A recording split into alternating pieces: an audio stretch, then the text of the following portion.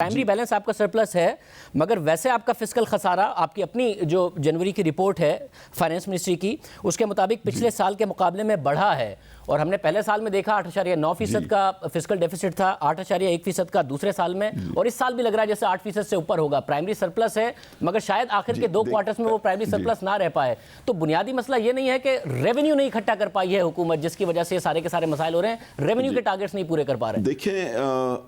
دیکھیں آپ جو باتیں کہہ رہے ہیں ان میں سچائی ہے، لیکن جس انداز میں آپ کہہ رہے ہیں تو تاثر ایسے ملے گا کہ گویا حکومت کی غلط پرفارمنس کی وجہ سے فسکل ڈیفیسٹ بڑھ گیا ہے۔ فسکل ڈیفیسٹ کے 2 حصے ہیں، ایک وہ جو حکومت کے اپنے اخراجات اور آمدنی ہے جس کو ہم پرائمری بیلنس کہتے ہیں، اور جس طرح میں نے کہا کہ وہ خسارے میں نہیں ہے، وہ سرپلس میں ہے۔ تو پھر سوال یہ اٹھ رہا ہے کہ ہمیں کیوں فسکل ڈیفیسٹ ہمارا نیگیٹو ہے، وہ کیوں ہے خسارے میں؟ اس کی فقط ایک وجہ ہے کہ ہمیں ماضی کے جو حکومتوں نے قرضے لیے ہیں اس کا سود دینا پڑ رہا ہے۔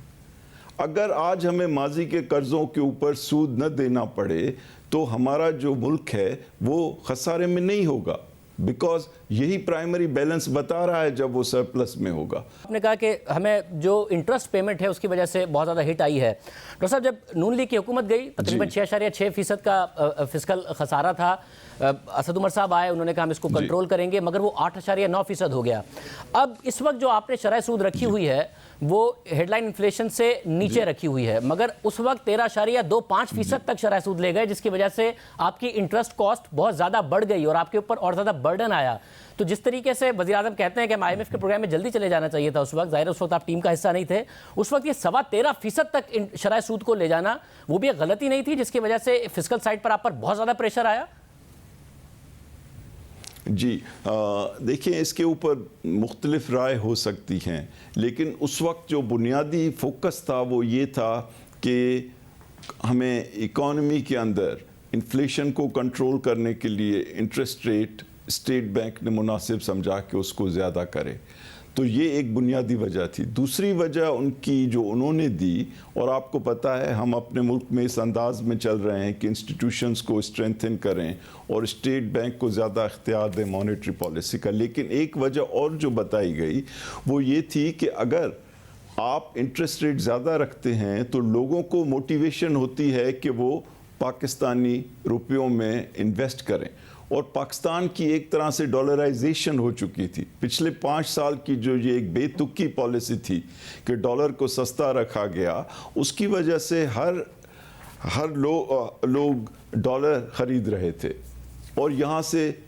باہر بھی بھیج رہے تھے، یعنی منی لانڈرنگ کر رہے تھے۔ تو اس چیز کو بھی سائیکولوجیکلی توڑنے کے لیے جو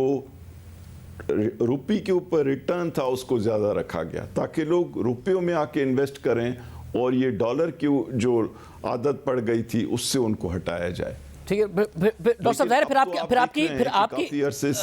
آپ کی انٹرسٹ پیمنٹس میں ظاہر ہے اس کی وجہ سے اضافہ بھی ہوا، خسارے بھی آپ کے زیادہ ہوئے، مگر میں ایک اور بات جاننا چاہ رہا ہوں، IMF کے پروگرام میں جو مانیٹری سائیڈ ہے اور ظاہر ایکسٹرنل سائیڈ پر نظر آ رہا ہے کہ اب کوئی دباؤ IMF کی طرف سے نہیں ہے، یہ غیر یقینی کی صورتحال ختم ہو گئی۔ ایک شرح سود کے حوالے سے غیر یقینی کی صورتحال تھی وہ بھی ختم ہو گئی، فارورڈ گائیڈنس اسٹیٹ بینک نے دے دی۔ اب جو فسکل سائیڈ ہے، ظاہر پہلے سال میں آپ کو کم از کم 500-600 ارب روپے خرچ کرنے کے لیے کم ملے، FBR کی طرف سے ٹارگٹ نہیں پورا کیا، دوسرے سال میں کورونا بھی آ گیا، اس سال بھی 5% کی ہی گروتھ ہے۔ تو جو فسکل سائیڈ ہے اس کے حوالے سے ابھی بھی کنسرن ہے کہ IMF کو کس طریقے سے مطمئن کیا جائے گا، کیا بجلی کی قیمتوں میں اور اضافہ ہوگا، نئے ریونیو میجرز ہوں گے، اگلا بجٹ کیا اور زیادہ سخت ہونے جا رہا ہے، کیا ہوگا؟ جی دیکھیں، یہ بہت اچھے سوالات ہیں، اور میں آپ کی اس پروگرام کے تھرو پاکستان کی پبلک کو اطمینان دینا چاہتا ہوں اور ان کے ساتھ کچھ باتیں شیئر کرنا چاہتا ہوں۔ پہلی بات تو یہ ہے کہ ہمارے IMF کے ساتھ بہت اچھے تعلقات ہیں اور ایک مستقل ان کے ساتھ ڈائیلاگ چل رہا ہے۔ دوسری چیز یہ کہ یہ جو اب ریویو ہونے جا رہا ہے، سیکنڈ ریویو، اس کے لیے بات چیت بہت ایڈوانس سٹیج کے اوپر ہے، اور جس طرح آپ نے کہا مانیٹری پالیسی سائیڈ کے اوپر اطمینان ہے ان کو، فسکل سائیڈ کے اوپر وہ دیکھ رہے ہیں کہ کتنی سختی سے ہم حکومتی اخراجات کو کم کر رہے ہیں۔ اس میں شاہ زیب صاحب دیکھیں، کوئی پچھلے 1.5 سال سے ہم نے اسٹیٹ بینک سے ٹکا بھی قرض نہیں لیا،